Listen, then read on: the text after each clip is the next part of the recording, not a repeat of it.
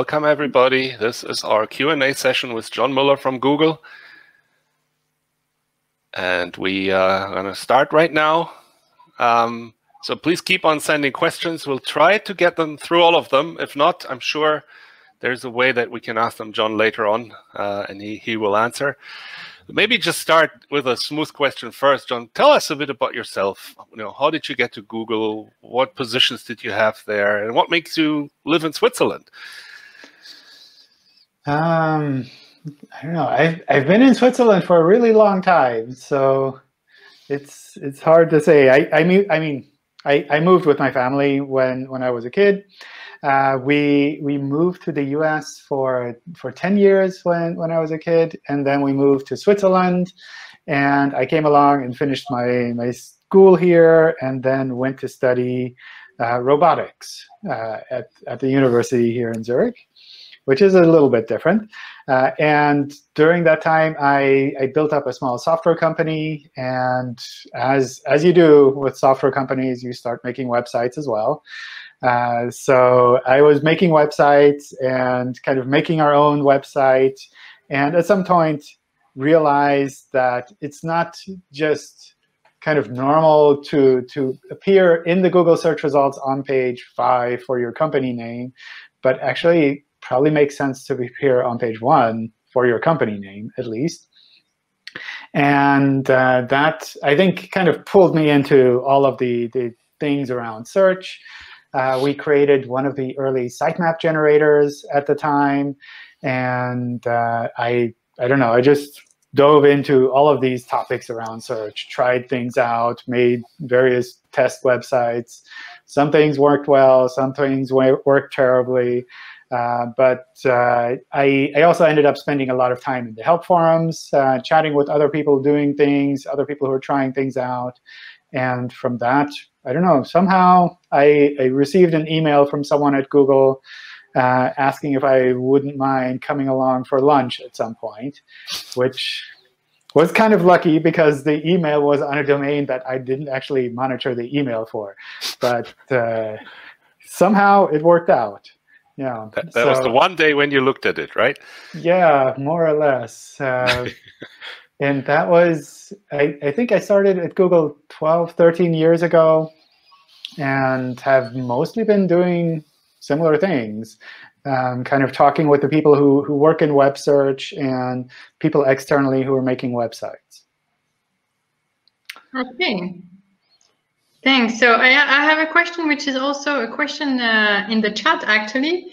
As we live in special times due to the COVID, the pandemic, how is life at Google during this pandemic, and what are the effects on the area you are working in? OK. I think one of the things that happened fairly quickly is that within Google, we were quite conservative with regards to this situation. And essentially, we closed the offices very quickly. And everyone has started working from home since, I don't know, March sometime early. And that, I think for the most part, that worked really well. But all of the whole situation around the pandemic, around coronavirus, affects people in very different ways. And I see some people have really started to excel by working at home and kind of being without distractions and being able to focus very well. And other people struggle quite a lot with kind of this general worry that the world is going to end and nobody knows what's going to happen next. And I think all of those reactions and everything in between is completely normal. People will respond in different ways. And that generally means that overall, probably things are going a little bit slower than they could be. I suspect things are catching up again a little bit now that people have settled into kind of this cycle and realize that actually it's not going to go away after a few weeks. But now there are other things happening in the world where, depending on where people are located, they're very kind of front of mind as well. Especially the events in the US, for example, now. That's something that are very strongly affecting some people as well. OK. And I think in that sense, you're a very normal company, because I guess every one of us has the same experience working from home. Some people like it more than others. And so, yeah, let's go into the questions here in the chat. And I have to apologize, we can't ask all of them because I see a lot here, but let me randomly pick one. So Elias is asking, I'm starting to change my website from German only to a multilingual site. Is it better to have a separate domain for each language, have a subdomain for a language, have it in the URL, or what's the best advice that you can give for that? So for multilingual sites, the only important part is really that there are separate URLs for each language, so that you don't use one language and automatically swap the language version, one URL and automatically swap the language versions on there, but rather that you have separate URLs. And how you set that up on separate domains, on subdomains, within the path, or within query parameters, or whatever, that's essentially up to you. So all of those options work well for multilingual sites. If you're targeting individual countries, then you need to have it split by some kind of a logical segment within your website. That could be a different domain, could be a subdomain, could be a subdirectory, but it has to be a clear part of your website. So you can't put like the country at the end of the URL. It has to be somewhere near the top of the URL structure. Okay, cool, thank you. And actually, Zora, I think the questions we thought of are partly also those that the audience is asking, because my next question was actually this one. So let's take another one from the audience then. Pretty long question here from Tom, but I'm trying to read it quickly. I have a question about internal link juice. We're planning to have a mega menu in the header of our shop that would contain quite a lot of internal links to our product pages. Their consultancy agency gave them the tip to implement PRG patterns to mask the links with formulas so Google does not follow the links, and that they have to save up crawl budget and optimize internal link flow. Would you consider this a bad practice, or is there use in implementing this?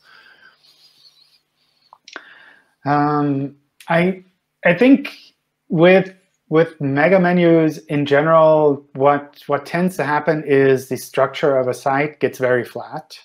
And the one thing I would watch out for there is that it becomes too flat, in that we can't recognize which part of the site belongs together anymore. So there's something to be said for reducing the height of kind of the crawl of a website, so that we can crawl a little bit more streamlined, but at the same time, not flattening it out completely. So finding kind of a reasonably flat and long site structure, I don't know, it's weird to describe. That's kind of what you should be aiming for. And usually using something like PRG patterns, they require some work on the server side to be handled properly. I feel that's a lot of unnecessary overhead that in the end makes it possible for things to go wrong in weird ways that you don't understand. And I generally would recommend more using things like maybe just the no-follow links for links that you don't want to have kind of followed from a crawling point of view. The issue with kind of adding all of this extra complexity with the PRG structure just means that things can break in ways that only Googlebot will notice that you might not notice when you access the site yourself. Whereas with clear no-followed links, you can use any tool to crawl your site. You can recognize those links and say, kind of understand that things are still happening normally. Okay. Another question, maybe a bit linked. What about the disavow tool?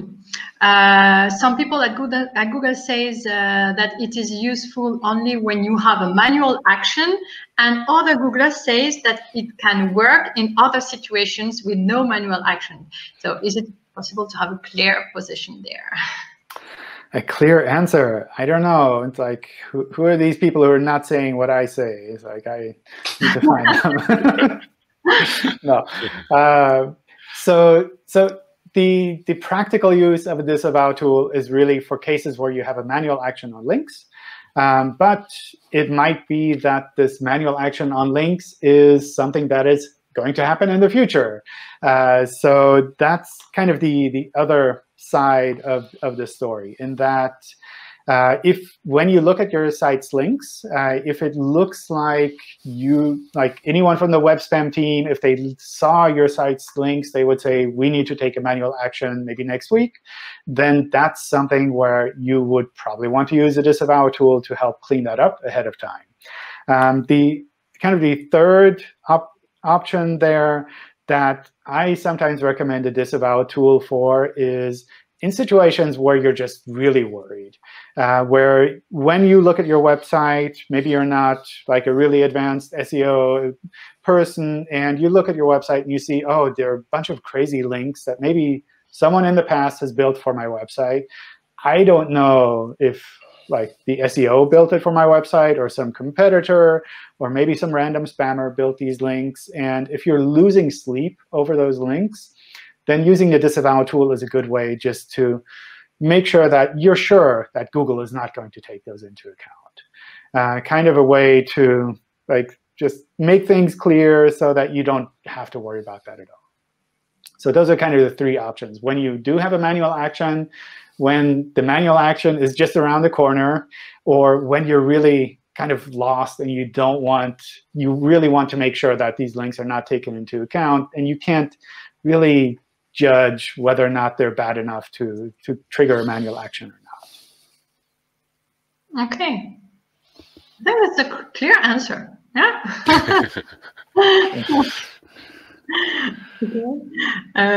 Johan, you want to ask the next one? Or? I can do the next one. Again, from the audience. Ulf is asking, what do I do when I sell products from a brand when the manufacturer insists on using only these official brand text as far as duplicate content is concerned? That's a great question, which we at TextBroker also get quite often.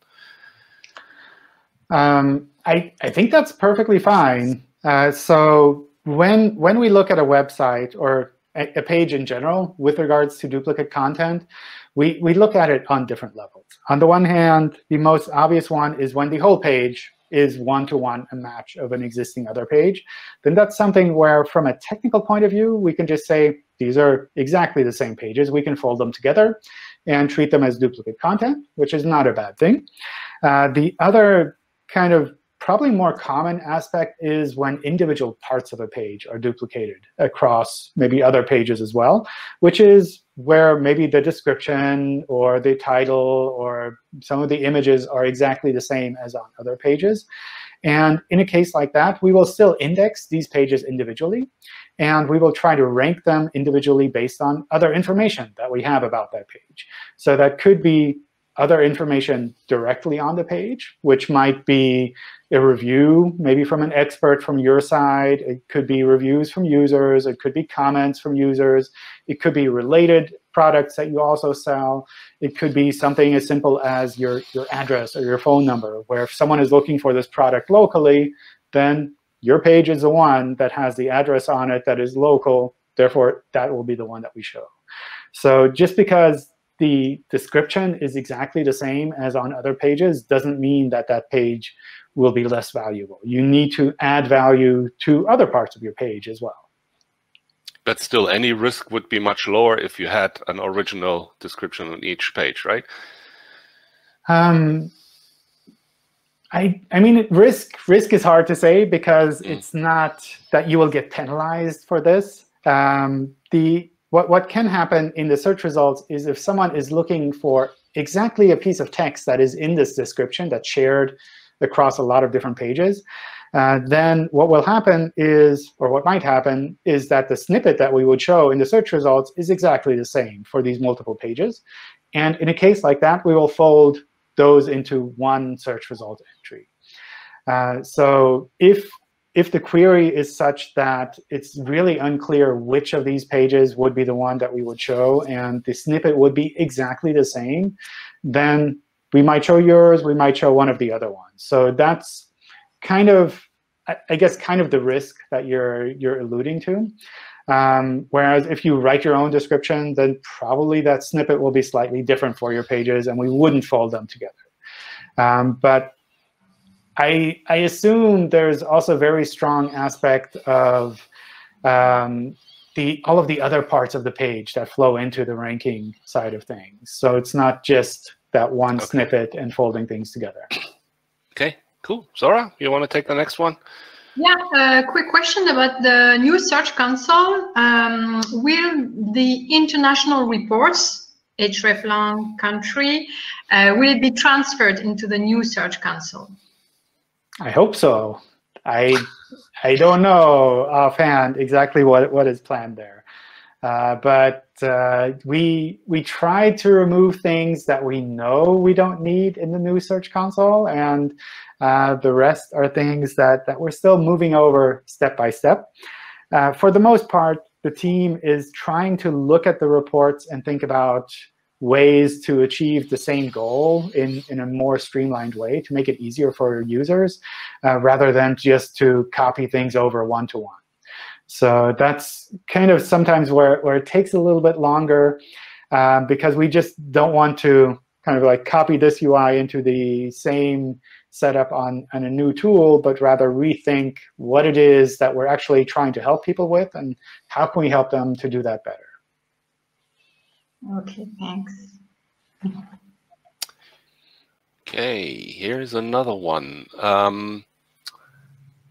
What are the important elements in order to improve the SEO of a Google Chrome extension? I don't know. That's a good question. I don't know. I don't know this how goes to Arnaud. Congratulations. You asked him a question that he doesn't really have an answer for. Yeah. I don't know how the Google Chrome extension pages are shown in the search results. My guess is they're just, I don't know, shown in the Chrome directory or Chrome extension directory and shown from there.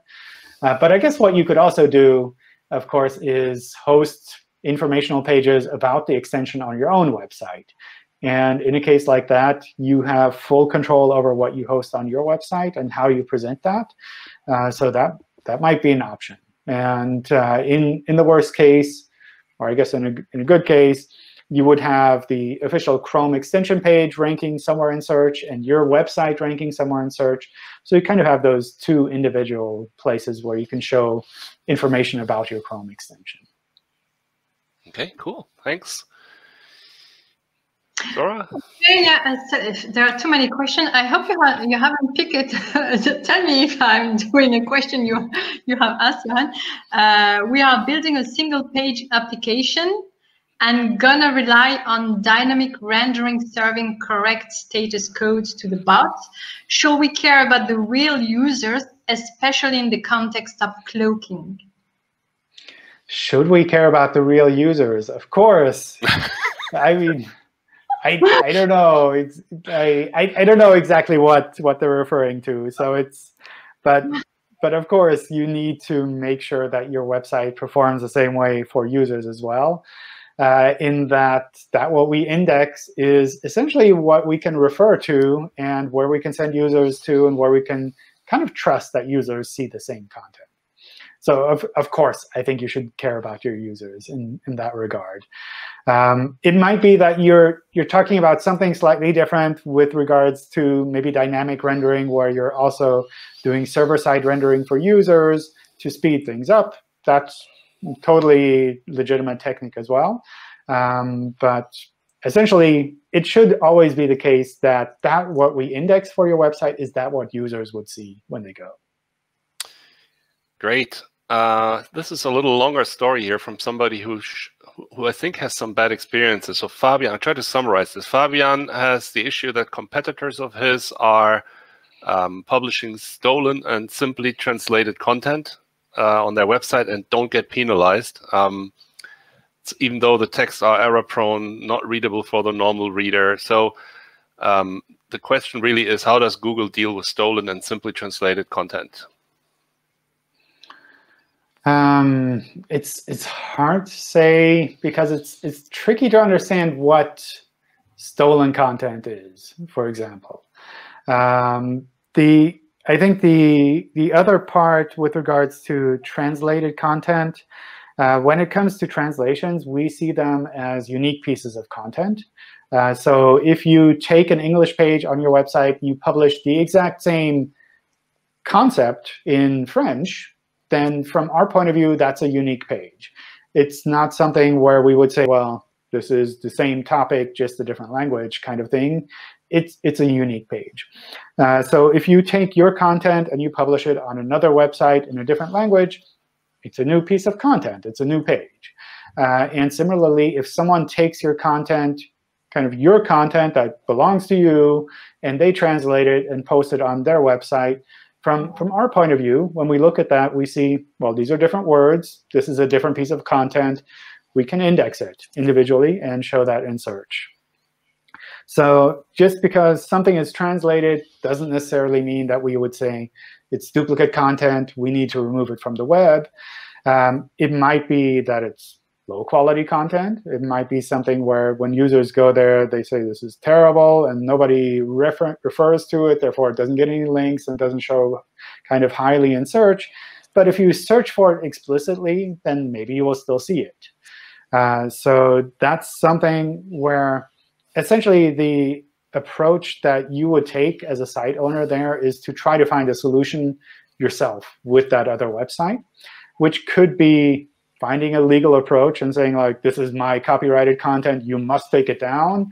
It could also be going there and saying, well, they spent a lot of time to translate this content. Maybe they like the content. Maybe I can work together with them. Maybe there's kind of an agreement that we can find where they translate the content and make it available in other languages, and we kind of share the results from that somehow. But ultimately, it's not something where we would step in, even from a web spam point of view, and say, well, this is just translated content. We will call it spam because it's an official translation. We might step in because it's low-quality content. We might step in because it's gibberish. We might step in because it's scraping various websites. But just because it's a translation doesn't necessarily mean that it's bad by default. OK, thanks. A question again about the link to the crisis of the corona. In some markets, the coronavirus outbreaks has completely changed the landscape, such as in the event sector, users are searching for online events rather than events. However, when things go back to normal, is there likely to be a lag in the search results? And will we need to wait for something major like a core algorithm update to see things go back to normal? I don't know what will happen when things go back to normal. I hope that happens at some point. I mean, it will at some point certainly happen. My feeling is that when things go back to normal, it won't be from one day to the next, like we had with the lockdown, but rather something that's gradual, that takes place over a certain period of time, maybe a couple of months, probably different in individual countries. And for changes like that, that's something that we can probably pick up through normal crawling and indexing, where we recrawl content on your website. We understand these pages are new and updated, and we can reflect that in search based on those changes that you have there. So it'll be less like from one day to the next, we have to switch everything to physical events, but rather some things might still be online because they were planned that way, and then new things start appearing that are more in-person events, and over time that will shift again. OK, just another question which is linked to this one, so it would be difficult to predict. I can see that you cannot predict everything, but the question is, will the COVID crisis change the date for the end of the Mobile First Index project, when all sites should be in the index in September, as announced? We're still discussing that. I was just discussing that with the team this morning, and I don't think we have an absolute answer just yet. I think some of the things that make it a little bit tricky is, on the one hand, we still see sites that are improving. with regards to mobile-first indexing. We also see a lot of sites that are not responding at all to the emails that we send them in Search Console, or that are not even verified in Search Console, where I assume these are sites that are not ready for mobile-first indexing, but also which have been more or less abandoned. Websites that people have created over the years, and they just leave them running because it's easier to keep them running. And those are things that we probably don't need to expect to shift over at a certain period of time. And that's something where we're still a little bit discussing what we need to do there, if we should just shift some of those sites over and see what happens, if we need to kind of find ways to help people move over a little bit more. I was hoping we would get a lot of feedback on this when I mentioned it in one of the Google Search News videos, just to see, like, are people really struggling with the timeline here, or is it something where most sites are moved over and people are happy and kind of OK with that? And I haven't really received much feedback at all with regards to this. So my feeling is probably we can keep that date. But we're probably going to decide in the next couple of weeks, just to kind of have a clear answer. Yeah, no answer sometimes is also an answer. Next one here. What is the importance of content on a website to rank on Google? Does this importance become more or less important with respect to the other factors? Why is a website with excellent content, technically excellent, like speed, canonical, etc., with a natural link profile punished by EAT updates? I think it's really hard to say what specific website it is, but I think for a website overall, there are lots of different factors that play a role. On the one hand, the content itself is something that really needs to be high quality and relevant for the user. But sometimes the content is written in a way that is technically correct, but is still wrong, for example. And then our algorithms should ideally be able to recognize that somehow. Sometimes the content is nice content, but it's presented in a way that is really unusable for users. Maybe in a way that it's really hard to read, or maybe it's presented in a way as if it's a really old website kind of thing where people have trouble trusting that content, perhaps. All of these things play together. And overall, we need to find a balance with regards to how we rank those pages in search. And that's something, I don't know, someone recently asked me with regards to like the speed metrics as well. Is that going to be more important or less important than maybe some of the other aspects with regards to ranking?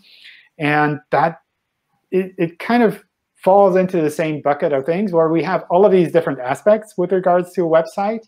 And for the individual queries, we need to figure out which of these aspects are the critical ones. If someone is searching specifically for your website, if they're searching for your company name, then we should be able to figure out that your website is the right one to show, even if it's otherwise a terrible website. If it's really slow and, I don't know, written in a way that is mostly gibberish. But if we can tell it's your official website and people are searching for your website, we should show that. And that's something where, for other topics, maybe if someone is searching for a theme that is also on your website, then that makes sense to take all of these aspects more into account. But it's really the case that there's no kind of like clear ranking factor that is above everything else. It really depends on what the user is searching for, how they're searching. And based on that, we need to figure out which factors are the right ones to emphasize here. Maybe adding a question. And so if that person that asked that question now sent you an email with the particular website case, could he hope to get an answer for his specific case, or is that something you generally don't do? Sometimes. Sometimes we can help. So it's something where they're yeah, I don't know. It's like always, it depends. But how do I say it in a different way? It's something where if I can look at the website and the queries that they send me and clearly recognize that our algorithms are doing something wrong, then that's something I would just forward to the internal ranking teams and tell them, like, look, for this particular query, we're not showing this website as the first result, and that's clearly wrong. Like, you can objectively look at those search results and say, that is the wrong result that we're showing. This one would be the right one. And that's something where I wouldn't necessarily send feedback back to the person who created the website, who sent me the email saying, like, we're going to fix this, because I can't promise that we'll fix it. But I can bring it to the right people so that they can make a call themselves and figure out what they need to do over time. Sometimes there are cases where I look at the website internally and I see, oh, there's this really obvious technical thing that they're doing wrong, and they just don't see it because we don't show it in Search Console or whatever. And that's something where I would be able to go back to the person who sent me the email and say, hey, this is something that you can do on your side. Maybe it does, maybe it doesn't change your rankings directly, but it is something that has a significant impact that you can change. OK, cool. So maybe in summary, maybe all of you guys out there who have some feel be treated unjust, maybe you feel encouraged to send John an email. No, you won't ban for emails. I mean, like what really helps me with these cases is when people can send me kind of general queries where it's really obvious that we're doing it wrong. If you send me this like 5-word query where it's like, my website should be ranking #1, I'm like, 2 people searched for that in the last year, and they're probably you, then that's not something where I think I can pass that on to the engineering team and tell them to do something. But if it's a short query and it's really obvious we're doing it wrong, that's like the perfect thing to forward to the teams. Okay, cool. Zora, do you want to take the next one? Yes, someone has experienced a tricky thing. So he said, we have some competitors that basically copied our site structure and content. With the Google Maker update, they gained a lot of visibility, while our own site remained pretty much the same. So our site still has a lot of high quality articles that haven't been updated a lot because they are still on point. They rank pretty high. So I guess the competitors, they rank pretty high. What can we do to improve our visibility? Now, I think in a case like that, if they're really copying your content, then the first step I would try to do there is maybe find a way to take legal action directly. Like, often there are ways that you can do that. It depends a bit on what exactly was copied and where you're located, where the other site is located. But a lot of times you can use the DMCA process to take those other pages out and just clearly say, well, this is my content. This should not be published on Google. So that's, I think, the first step that I would take in a case like this, because that's really, I don't know, something that you can control yourself, where you can step in and kind of make that call. If someone is just taking your website as inspiration and essentially created a new website, which is kind of similar to yours but has their own content, then that's a lot harder. It's a lot trickier for us to say, we need to take action or we don't need to take action. Maybe they were inspired by your website. Maybe they kind of copied things directly. But if it's not a case of something where, from a legal point of view, we would need to take action through a DMCA complaint, then it's essentially a new website that just looks like your website. OK. All right. There's one on single-page applications here. So it's probably consultant, but it's Michel, who I had the presentation with this morning. Hi, Michel. So he has a few clients that have thousands of SPA pages. Google indexes them. He's asking, when is it the right moment to start implementing an SSR version of that site? That's quite some development time. Is that investment really worth when you have a smaller page, like less than 100 pages? Or do you recommend this more for larger, more complex sites? What's your advice there? Yeah. So we're really good with rendering, I think, and we're getting better and better at it. So for a lot of these single-page apps, if we're already keeping up with the content that you're providing, I think we're in a pretty good place with regards to Google specifically.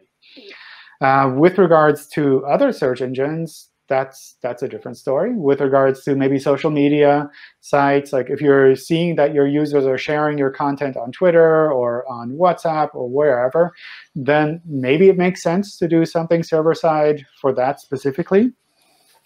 I think the other aspect where it can make sense to have something server-side rendered is, I hope I'm remembering this correctly, things around, for example, Google Shopping. So for example, if you have an e-commerce site that you're building up within your single-page app framework, then it might be that the Google product search crawlers have trouble picking things up properly because they're not able to render all of the pages all of the time. But otherwise, if you just care about Google Web Search, then probably we'll be able to keep up with a reasonably sized site if we have to render it ourselves. OK, cool. Sora.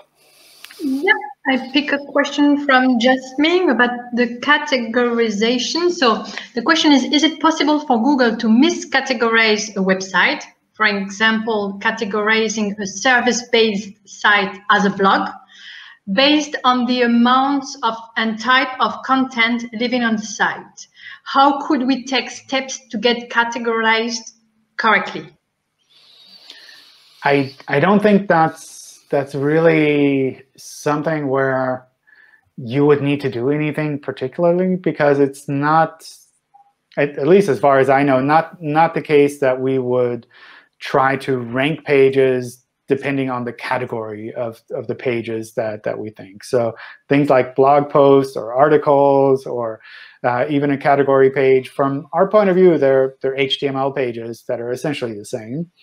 I think where the categorization can play a role a little bit is if it's an e-commerce page versus a random blog post. So if you're writing about a product and you're writing about like how you're using it or what else you're doing, and you have this long blog post, then from our point of view, that looks like an informational page about a product. Whereas if it's an e-commerce product page, then that's something where we'd like to recognize that actually there's like a shopping cart here.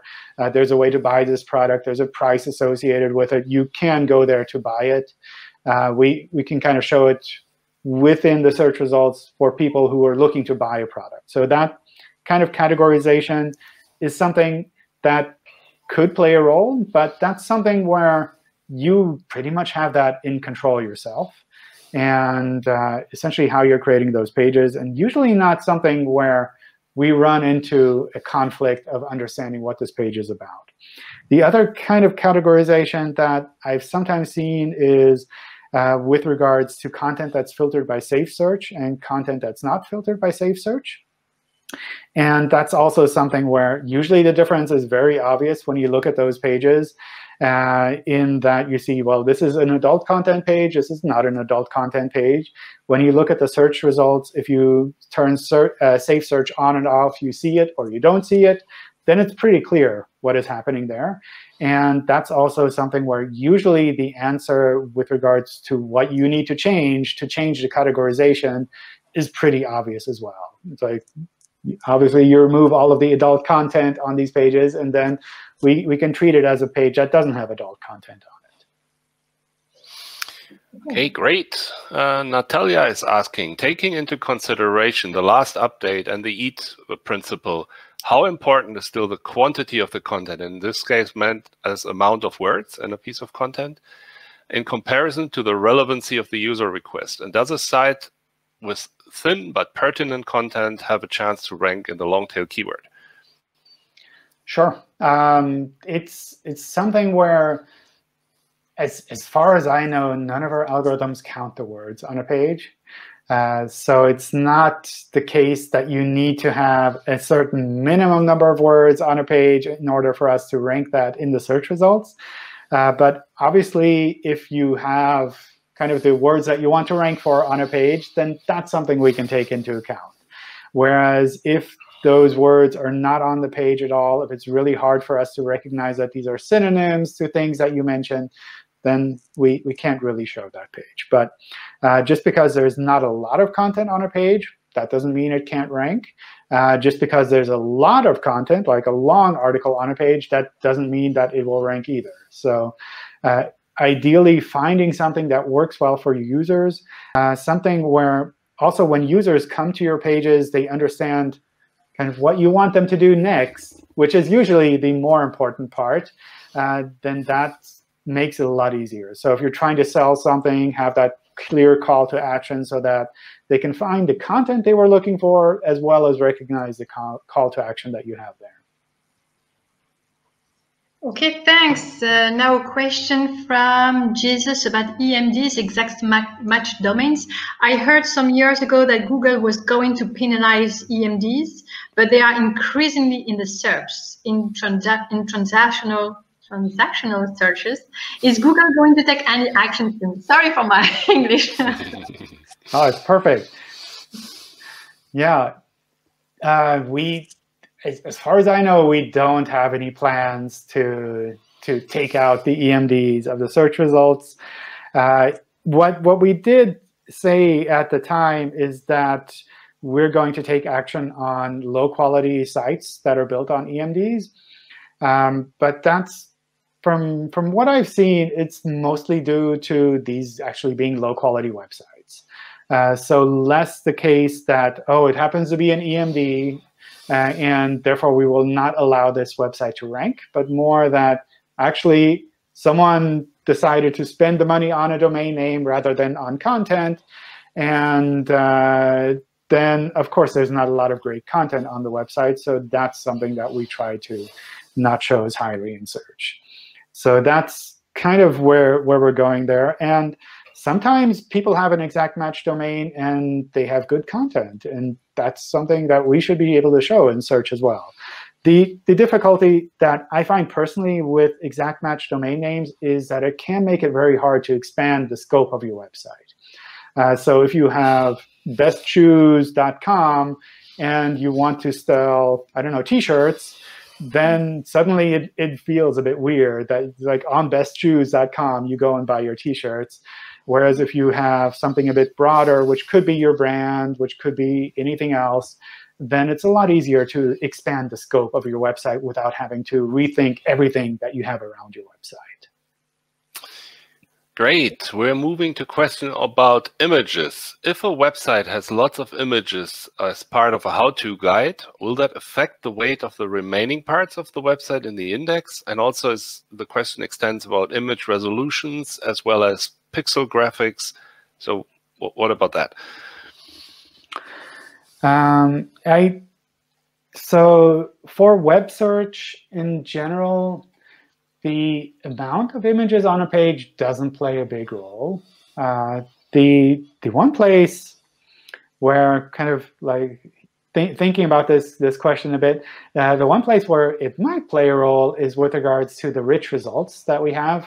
So specifically, I think the how-to rich results are ones where you can display an image. I'm not 100% sure. I think that's the case. So if you have images that map to these how-to rich results where you would like to have some of these steps being shown directly in the search results, then that might be a good opportunity to kind of be a little bit more visible in the search results there. With regards to images, otherwise, for web search, they don't really play a big role there in that for web search, we primarily look at the text content on a page. So the images themselves are more kind of decorative for web search. They help users understand the page a little bit more. And if they understand the page better, maybe they will recommend that page, which is kind of good. For image search, on the other hand, the images do play a big role, obviously, and how they're embedded in the page, they play a big role. So to understand things like the alt text associated to the image, the caption under the image, the text around the image as well, all of that plays a role for image search. And also for ranking in image search, the quality of the images also plays a role. So if you have low-quality images, then obviously we will try to find other higher quality images to show in image search. And even if we were to show them in image search, then users might not be as interested in clicking on your result because the preview is kind of low-quality image. So depending on the way that people are searching for your website, if they're searching visually, then maybe image search is a stronger priority. If they're only searching for web search, then apart from these how-to rich results, maybe the images are more kind of something between you and the user with regards to how they recommend your website indirectly. Maybe extending, Zora, if I may, quickly that question for a question from me. So does that mean if we talk about videos, in order to have videos in web search, is the consequence of what you just said that you should need a transcript or an article together with that video so that you can recognize it in web search, meaning the video itself wouldn't get recognized? Yeah, so for web search, we do show the video snippet sometimes, but the ranking itself is really done on the landing page, on the text of the landing page. So if you just take a video and you host it on your website and you host it on an empty page as a video landing page, then we could theoretically show that empty page in the search results. We might not have a good snippet, but it would be really hard for us to rank that page. So we wouldn't go and look at the video and try to extract the words from the video or try to extract the images and understand what the images are about in the video. But we would really focus on the words on the page. OK, thanks. Zora, back to you. Yeah. About the voice search, is there a timeline for the Google voice search? And should websites already implement the necessary technical data? Should the content be tailored to it already now, like simple sentences and so on? I don't know. So I don't know when we would show that in Search Console. I think it's kind of a tricky situation still, in that when I ask around, it feels like a lot of people are not really using voice search to find websites at the moment.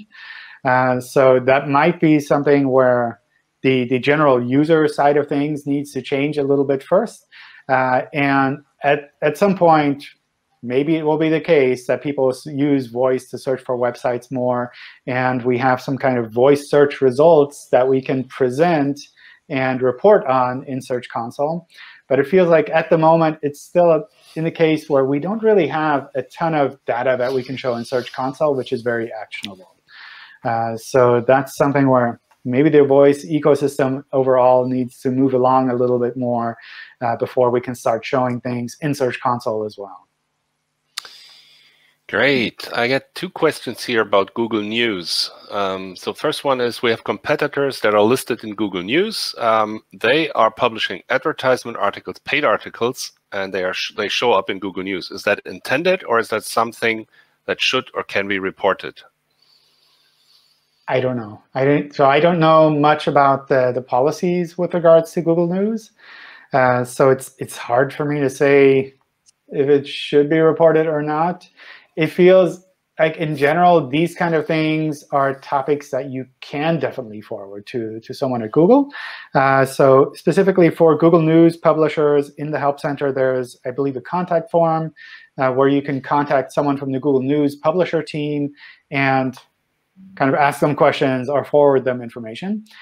So if this is something that you're seeing as a Google News publisher, then maybe it'd be useful just to pass that along and leave the decision up to whoever on Google side is kind of processing these reports with regards to what the next steps will be.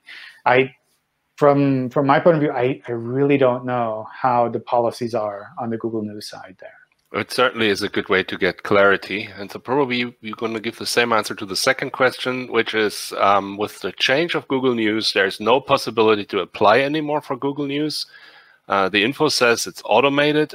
Do you have any tip or help that you can announce here so that people do get listed?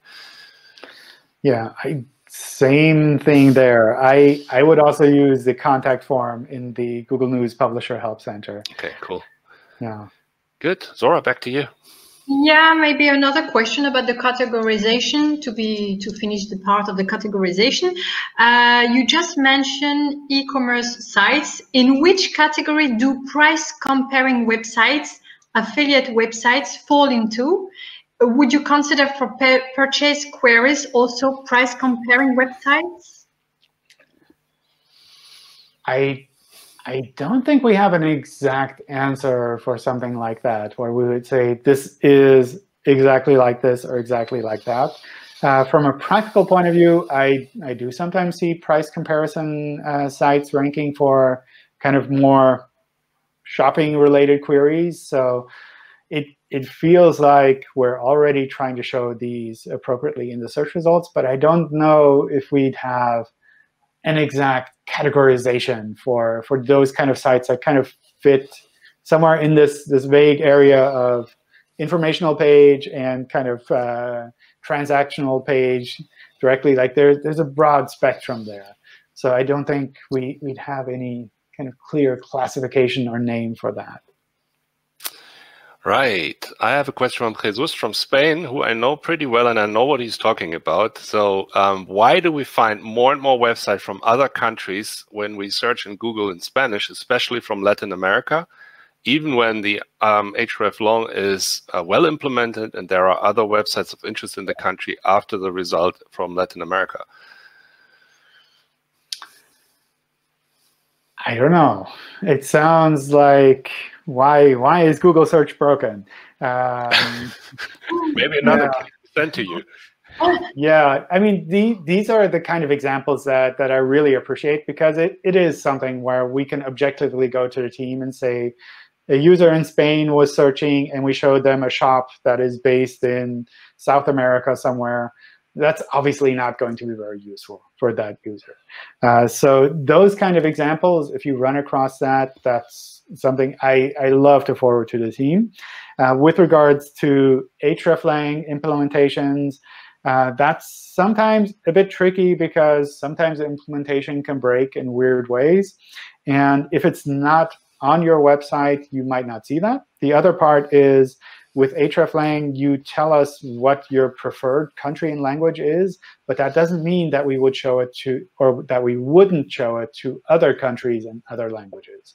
So if you tell us this is for one particular country in South America, and you don't have a page specifically for Spain, then we might still show that South American page to users in Spain, just because it's the closest match that we have there. But again, if you're seeing this consistently, if you're seeing this for generic broad queries where it's really wrong that we show a version from a different continent to you, then I'd love to have more examples like that. Great. Zora, I think we have one more, right? Yeah, I'll let you do that one. I wanted to ask another question. Sure, go for it. Sometimes webmasters are hit during the Google update, despite they haven't done anything obviously wrong. So in that case, which advice would you give to somebody that is hit badly and does not know what to do and what was the cause?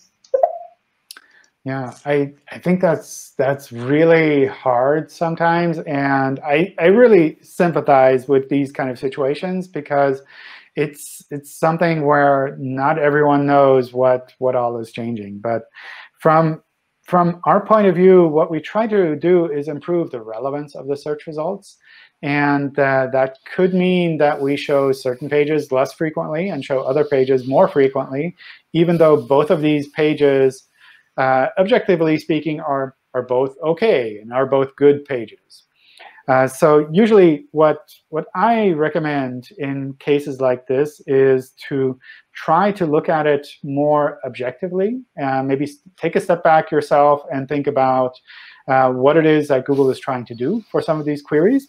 And another thing that I try to do here is get input from other people who are not directly related to your website.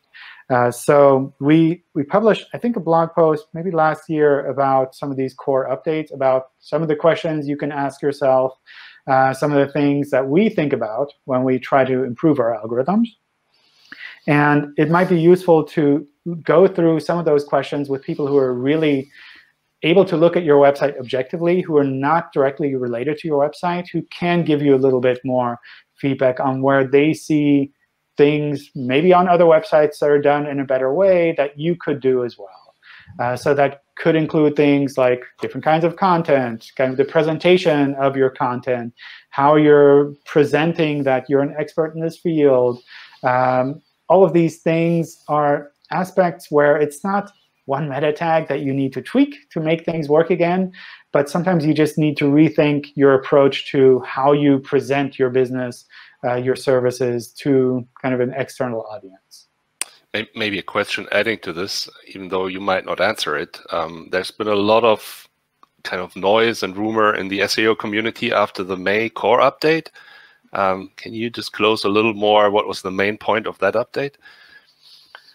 I don't really have anything specific to call out on that. I think what is sometimes a little bit confusing or interesting, I guess, with some of these updates is that we tend to talk with the various quality and ranking teams that are working on improving the search results. And sometimes they're more surprised by kind of the confusion externally than they expect. So some of the changes that we launch are things where we'd say, well, this is a really small change. Maybe nobody will even notice that this is happening. And then everyone goes crazy.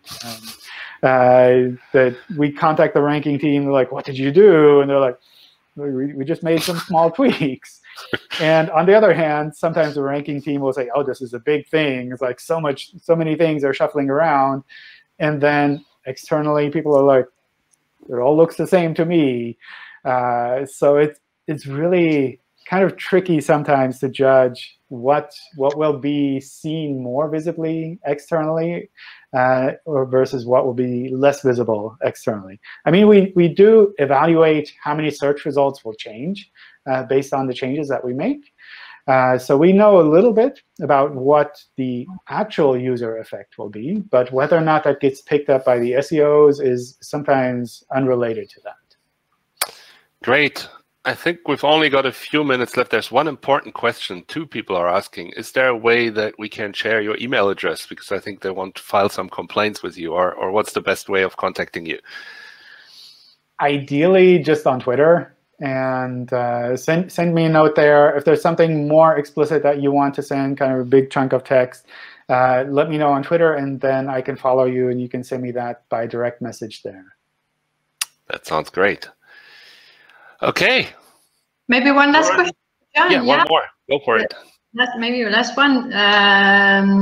What is a question that you would like to get asked, but that people didn't ask you so far? And then what would be the answer? What I'd like that they ask. So I think one of the things I noticed is that people ask all kinds of different questions. And I really appreciate that. So it's not so much that there's one kind of question that's missing to me. But what I really like is that people are just always so curious about search. And they just have very unique setups, and they're doing something that's kind of special to them. That's not something that everyone is doing the same. And I really appreciate that. So seeing all kinds of questions, all kinds of different questions is more what I appreciate than people just asking the same question over and over. So I hope we did not ask all the same questions that you've heard a million times. No, this was great. Great. Thank you very much, John. Also, on behalf of everybody who asked the questions, apologies to those whose questions we haven't asked, but you just heard how you can reach John over Twitter.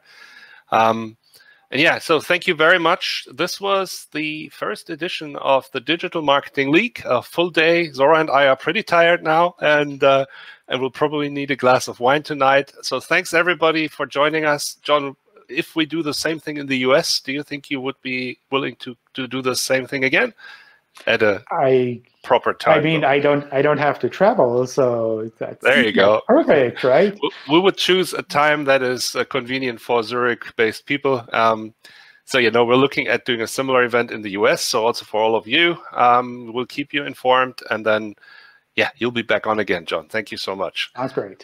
All right. Thank you, John. Thanks, everybody. Have a great day, and thanks for joining Digital Marketing League. Bye-bye. Thanks. Bye. Bye. Bye. Bye-bye. Bye.